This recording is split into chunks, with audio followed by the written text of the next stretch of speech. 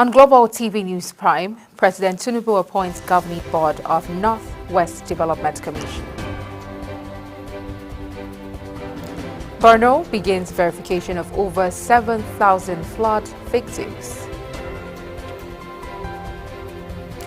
In business, NDDC, IFED train 200 farmers in Niger Delta. On the foreign scene, Hezbollah confirms assassination of its leader.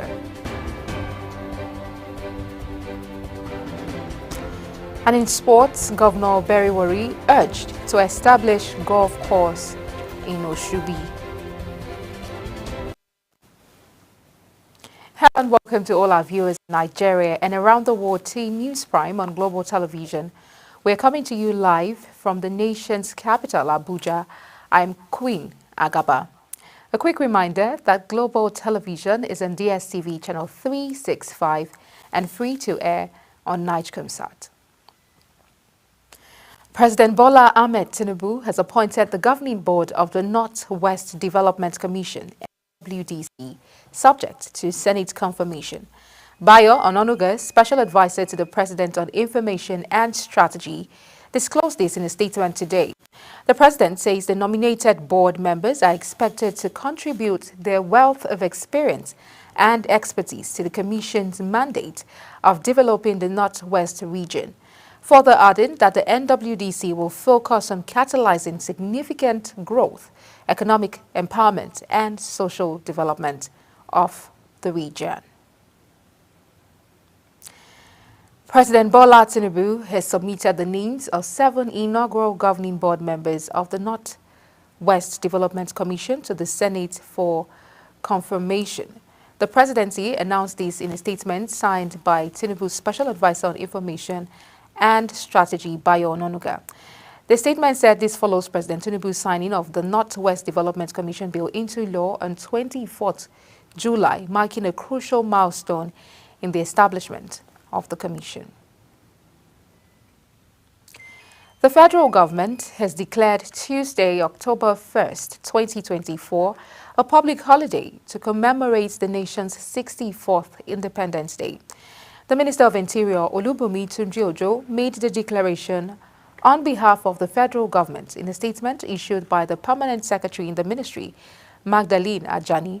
Tunji-Ojo congratulated Nigerians at home and abroad on the occasion and praised the patient and hardworking Nigerian men and women, stating their sacrifices will not be in vain.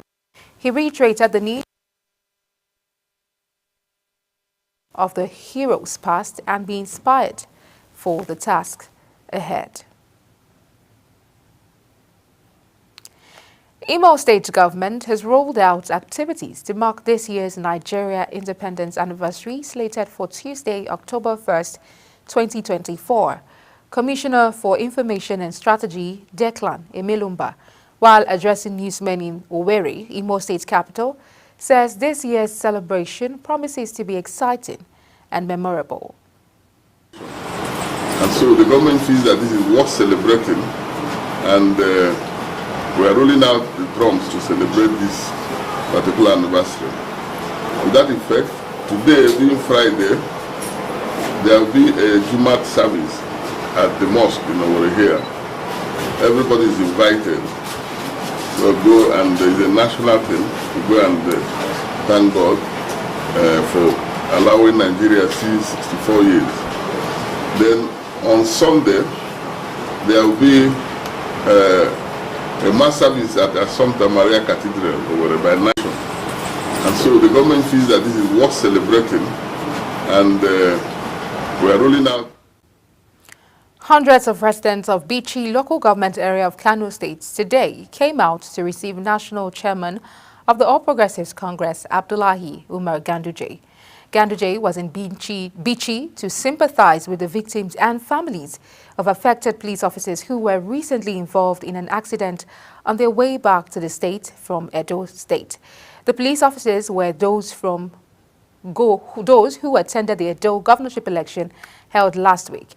It was earlier reported that on Tuesday, the Federal Road Safety Corps, Kano State Command, confirmed the death of 5 police officers due to a tragic road traffic crash. The National Association of Government General and Medical Dental Practitioners has raised concerns over the current doctor-to-patient ratio in Kano State, threatening to embark on strike on October 1st.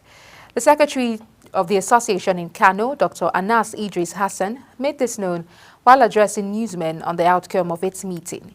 He stated that despite reaching an agreement with the Kano state government in June, the government had yet to respond to its demands, including hazard allowance, specifically the post-COVID-19 hazard allowance, which had been paid by the federal government since 2021, but yet to be paid by the state government. Dr. Anas further mentioned that newly employed medical doctors who were hired by the state government in September 2023 had not been paid their salaries.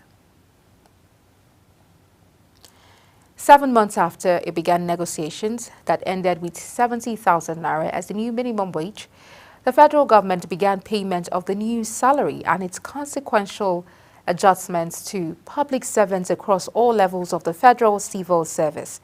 This means over 1.2 million civil servants on the payroll of the federal government will be paid the newly approved minimum wage in September. The crisis rocking the People's Democratic Party in Benue State has deepened as the party stakeholders, known as G14, have informed the former governor of the state, Senator Gabriel Suswam, to resign his membership if he so desires. The G14 was formed in 2015 and comprises PDP elders in the 14 local government areas of the Tiv ethnic bloc in the state, with the former governor Gabriel Suswam being a co-chairman of the group. The former governor had a party stakeholders meeting held in Makurdi within the week, announced that he had disbanded the group and promised to replace it with another group to be known as caucus members of the party, with its members to cut across the state. The decision of the former governor to disband the G14 may not be unconnected with the crisis of supremacy between him and his successor Samuel Otom over who controls the party in the state, which started during the Ward Congress. A cattle ranch owned by a former Ogun State House of Representatives member, Adesegun Adekoya, located in Akko village, Ago-Iwoye, was reportedly attacked by unidentified individuals suspected to be armed robbers. Ogun State Police Command spokesperson Omolola Udutola confirmed the incident, noting that the suspect injured at least 2 farmers, including a man in his 70s, all of whom sustained various machete wounds after the attack. The Borno State Flood Relief Distribution Committee has initiated the verification process of over 7,000 victims affected by recent flooding in Limanti Ward within the Maiduguri Metropolitan Council. The exercise is being conducted at Abubakar Gabi Al-Kanami Primary School. This marks the second verification effort following the earlier assessment of Gwange 1, where Governor Babagana Zulum launched the distribution exercise. As part of the process, the names of those impacted have been publicly displayed at the district head's palace for verification and feedback. The government has launched a full-scale investigation into the activities of Oriokpa masquerade groups, vowing to hold perpetrators accountable. Early this week, 2 persons were reportedly dead following the excessive activities of Oriokpa masquerades at University Town of Nsukka in Nsukka local government area of the state, which has spread chaos in the suburbs. Commissioner for Local Government, Rural Development and Chieftaincy Affairs, Chief Oke Ogbodo, confirmed this in a statement made available to journalists in Enugu, highlighting the government's commitment to maintaining public safety. The Lagos State Police Command say it has begun the trial of 4 police officers accused of extorting 1 million naira from 3 members of the National Youth Service Corps in the Surulere area of the state. An ex-user, Oluyemi Fashikbe, shared that the officers from Area C Police Command in Surulere allegedly extorted the sum of 1 million naira from 3 members of the National Youth Corps members. It was gathered that the Corps members were stopped along the Surulere Expressway before a group of officers surrounded their vehicle, conducting a search. An argument ensued between them and the officers before the vehicle was driven to a Resi police station where the extortion was said to have taken place. Kano State government has indicated its commitment and willingness to strengthen symbiotic relationship with India towards the socio-economic development of the state. Sanusi Bature, spokesman for Governor Abba Yusuf, made the disclosure via a statement. According to the statement, Governor Yusuf made the remark while receiving the Indian High Commissioner to Nigeria, Shriji Balasubramanian, who called on him at Government House in Kano State. You're watching News Prime on Global Television, coming to you live from Nigeria's capital, Abuja. When News Prime returns, Hezbollah confirms assassination of its leader. Details of this and more after this break. Please stay with us.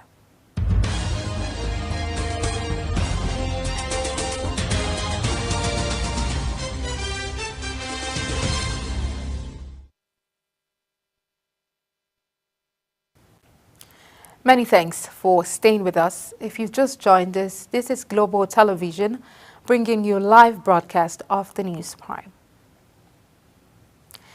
In business, determined to consolidate ongoing efforts at supporting the growth of small businesses, Nigeria's First Lady, Senator Oluremi Tinubu, has provided financial support to 1,000 women petty traders in the 23 local government areas of Rivers State. National Chairman of the Renewed Hope Initiative, under whose auspices the grants were coordinated, wife of Rivers State Governor, Lady Valerie Fubara, who is also the coordinator of the Renewed Hope Initiative in the state, presented checks to the 1,000 beneficiaries who received 50,000 naira each at the banquet hall of Government House in Port Harcourt. The Minister of Aviation and Aerospace Development, Festus Keyamo, has concluded a reciprocal flight arrangement with the United Arab Emirates. It was reported that the new bilateral air service agreement between both nations is to ensure stronger and mutually beneficial aviation ties in anticipation of the October 1st resumption of Emirate Airlines air service operations in Nigeria. The minister, accompanied by his technical team, engaged in discussions with UAE aviation authorities to ensure smooth reintroduction of Emirates Airlines into the Nigerian airspace.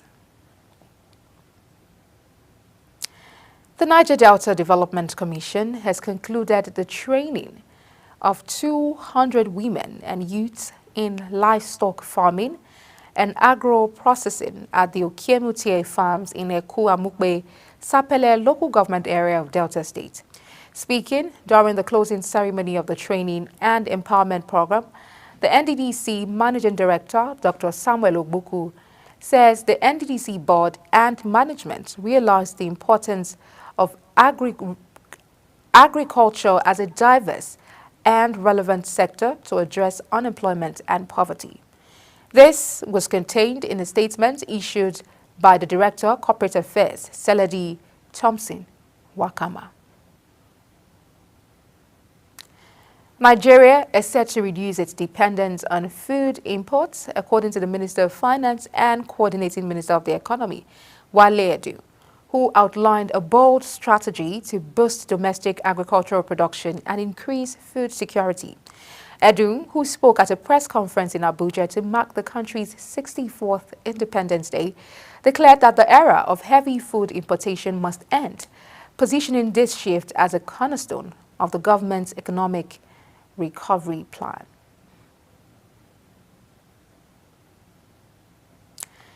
The Economic Community of West African States Commission has announced plans to invest $380 million in electrifying public schools and health centers across 18 countries, including Nigeria, Benin, Chad, and other nations in West Africa and the Sahel region. The project aims to address the chronic lack of electricity access, which affects over 208 million people in the region, particularly in rural communities. On the foreign scene, Hezbollah has confirmed the killing of its leader Hassan Nasrallah in a massive air attack on a densely populated neighborhood of Beirut. On Friday evening, they reduced several residential buildings to rubble. As Israel continues its bombing campaign, the Lebanese group says it will continue to confront Israel in support of Gaza and in defense of Lebanon. Analysts say Iran's unwillingness to relieve the military pressure on Hezbollah stems from Tehran's belief that Israel is seeking a much larger war. At least 43 people have died and millions left without power as Hurricane Helene roared through the southeastern U.S. Officials continue daring rescues with boats, helicopters and large vehicles to help those stranded in floodwaters, including about 50 workers and patients who crowded on the roof of a flooded Tennessee hospital. It was the most powerful storm on record to hit Florida's Big Bend and moved north into Georgia and the Carolinas after making landfall overnight. Nestled in the mountains of Indian-administered Kashmir, Shopian, once a hotbed of militancy, sees a steady stream of voters entering a polling booth. The former state of Jammu and Kashmir, now divided into two federally administered territories, is holding its first assembly election in a decade. The third and last phase of voting is on Tuesday, and results will be declared on October 8. Since the 1990s, an armed separatist insurgency against Indian rule in the region has claimed thousands of lives, including those of civilians and security forces.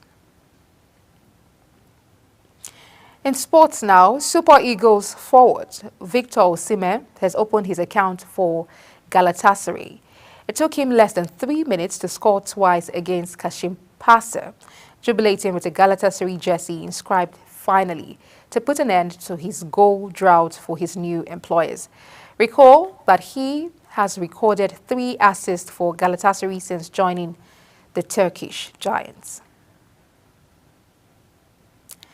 Governor Sheriff Oberiwori has been urged to establish an international standard golf and country club in the Oshubi axis of Okpe local government area of Delta State.